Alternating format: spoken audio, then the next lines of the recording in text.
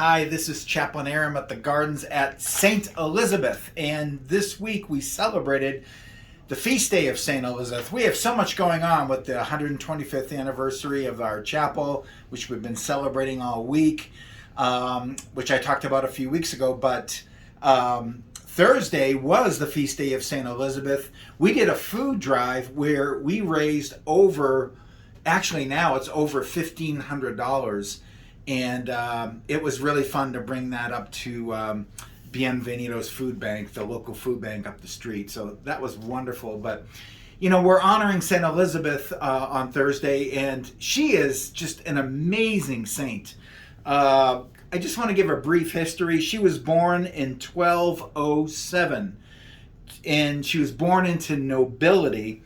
And there was political strife going on in that area of Hungary, and she was murdered. Her mother was murdered in 1213 when Elizabeth was just six years old.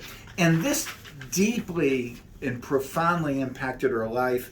Her perspective on life and death dramatically changed, and she sought peace through prayer. Some happiness came back to her life in 1221 when she was formally married to Ludwig. It was an arranged marriage. But she deeply loved him. They had 3 children together, and she lived a life full of prayer and service to the poor. That really marked her life. Ludwig, her husband, supported her, although Ludwig's parents, especially his mother, wasn't crazy about the fact that Elizabeth would take all the resources and the wealth of the palace and give it away to the poor. She just loved to do that.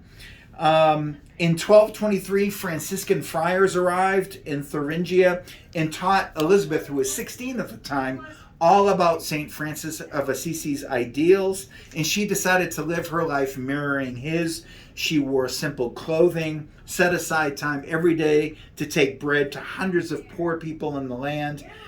She and Ludwig were politically powerful, but they just gave their lives away to service of the poor. In 1226, flooding and disease struck the land. She cared for the victims. She gave away all the royals' clothing and goods to the afflicted people. She had a hospital built and provided for almost 1,000 poor people daily. Tragedy struck a year later when Ludwig developed a disease and died. And upon hearing the news, she was just devastated. And she vowed at this point in her life to never remarry and to live a life similar to a nun, despite pressure from her relatives. But she wanted to live that way. In 1228, the next year, she joined the Third Order of St. Francis. And having received her dowry, she founded a hospital in honor of St. Francis, where she personally attended to the ill. She lived this incredible life, and she died on November 17th, which is her feast day, in 1231 in Marburg, Hesse. She died at age 24, and it just boggles my mind what she accomplished in 24 short years. She was canonized by Pope Gregory IX on May 27th, 1235. And again, her feast day was celebrated on November 17th. She's the patron saint of beggars, bakers, brides, charities, death of children, homeless people, hospitals, Sisters of Mercy, widows, and most importantly, here at the Gardens at St. Elizabeth.